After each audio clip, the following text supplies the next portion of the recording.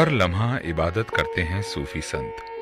Parliament में हैं तो सियासतदां, वतन परस्त, इंसान परस्त और हर हालत में मजलूमों के हक के सिपाही। अब वो या कह के बुलाते? मैं उनको बाबू कहता था। हमारे घर में उनको सब छोटे जितने थे सब उनको बाबू कहा करते थे। अबूया कहते थे। हम लोग हजरत कहते थे। जब हम भी मैच्योर हो गए तो हमने भी उन्हें हजरत ही कहना शुरू कर दिया। नाम तो मौलाना असद मदनी का रहेगा उनके काम से। ये काम उन्हें अपने वालिद मौलाना हुसैन अहमद मदनी से मिला। उनके वालिद अपने उस्ताद मौलाना महमूद हसन की तरह दो कौमी नजरिए के खिलाफ थे और जंग आजादी में उनका अहम किरदार था। ये शेखुल हिंद की विरासत थी जो मुंतकिल हुई शेखुल इस्लाम मौलाना हुसैन अहमद मदनी की तरफ, और फिर पूरी मुंतकिल हुई मौलाना असद मदनी रहमतुल्लाह अलैह की तरफ, कि उन्होंने भाईचारा, कौमी इत्तिहाद और जुल्म व जबर की मुखालफत, चाहे वो गैरों की तरफ से हो चाहे वो अपनों की तरफ से हो, ये स्पेशलिटी थी, खुसूसियत थी मौलाना असद मदनी की। Maulana Hussain Ahmad Madni may well have made the most influential and insignificant intervention in religious thought of any Islamic scholar of 20th century India. He laid out the Islamic sanction for Muslims to work and live with non-Muslims in a shared polity, and specifically to embrace the secular democracy of a state like India. गदर 1857 के बाद मुसलमानों में इस्लामी फिक्र और कौमी जोश जगाने के लिए दारुल उलूम देवबंद शुरू किया गया। यहाँ के तालिबे इल्म जितने इस्लाम परस्त हैं उतने ही वतन परस्त।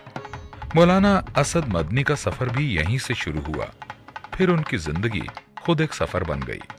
नॉर्मल दिन उनका जहाज में, कार में, ट्रेन में। हिंदुस्तान के अंदर भी और हिंदुस्तान के बाहर भी अक्सर वो सफर पे रहती। साल के 11 महीने तो सफर में उनके गुजरते थे। एक महीना जो रमजान का होता था,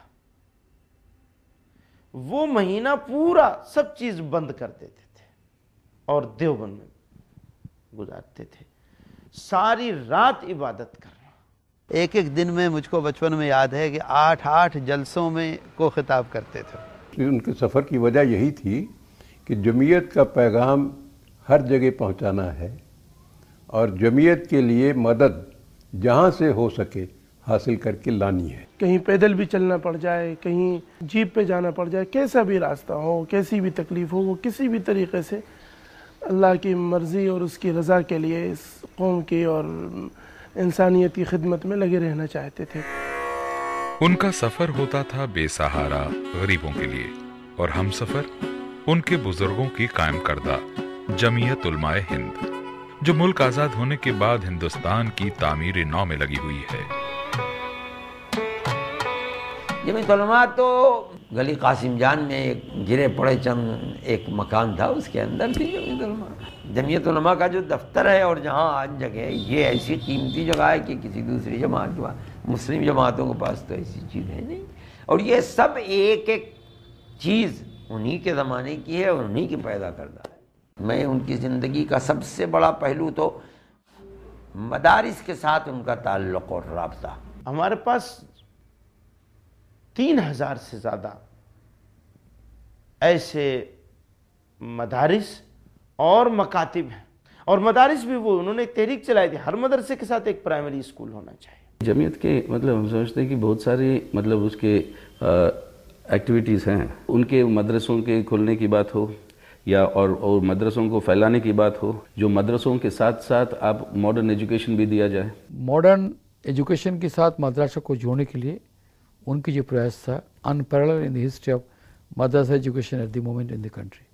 वो मदरसे के बारे में उसको एक दिमाग था कि मदरसा के बच्चे सब कुछ करें, लेकिन देश को आगे बढ़ाने के लिए जो कदम उनको होना चाहिए पढ़ाई के मसले में, वो कदम के साथ वो वाकिफ रखे। नहीं, सबसे पहले मुसलमानों में आगे बढ़ के जमीयत उल उलमा ने फ़िरका परस्ती के ख़िलाफ़ काम किया और कौम परस्त लोगों का साथ दिया, और ये जो रिवायत थी, इस रिवायत को मौलाना असद मदनी ने बहुत खूबी के साथ निभाया। जमीयत उलमा جو چند ہزاروں میں تھی پھر چند لاکھوں میں ہوئی، اس کو مولانا اسد مدنی رحمۃ اللہ علیہ نے ملینوں میں پہنچایا۔ جہاں کہیں ہم جاتے تھے تو لوگ آ کے ان کے ہاتھ چومتے تھے، جن کا کوئی مقصد نہیں ہوتا ہے سوائے اس کے کہ کام کرنا ہے اللہ کو راضی کرنے کے لیے۔ ایسے لوگ سارے ملک میں نہیں، ساری دنیا میں تیار کیے۔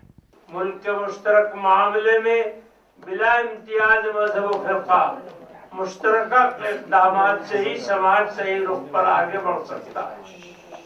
یہی وہ احساس ہے جس کے پیش نظر جمعیت علماء ہند نے ہندو مسلم اتحاد کو اپنے دستور کا حصہ بنایا۔ ہمارے حساب سے جمعیت علماء ہند کا کہ یہ ایک سیکولر جمہوریت کی جو ایک سیاسی جو ایک ڈھانچہ ہے ہمارے ملک کے اندر، اس کو مضبوط کیا جائے، جن میں مکھیہ روپ سے ہمارا یہ ماننا ہے کہ ان کا کنسنٹریشن رہا ہے ہر سمے کہ اس قوم کے لوگوں کی ترقی کے لیے کام کریں۔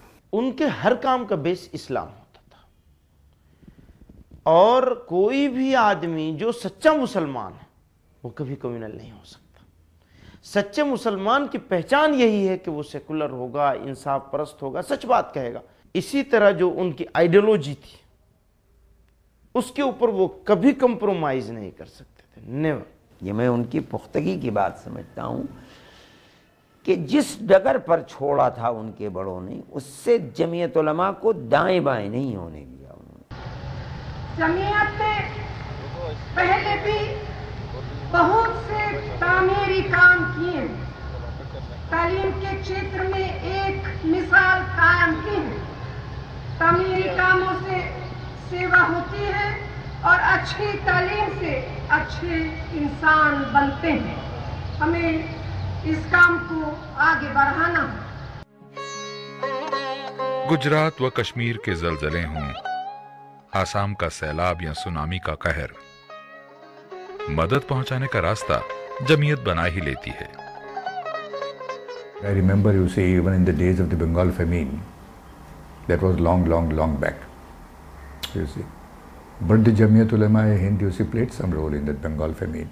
جو ابھی سونامی لہر ہوا، اس میں بھی بڑھ چڑھ کے یہ سنگٹھن کوئی جاتی اور برادری کا نہیں، دیش کو بہتر بنانے کا، سبھی دھرموں کا آدر، سمان آدر۔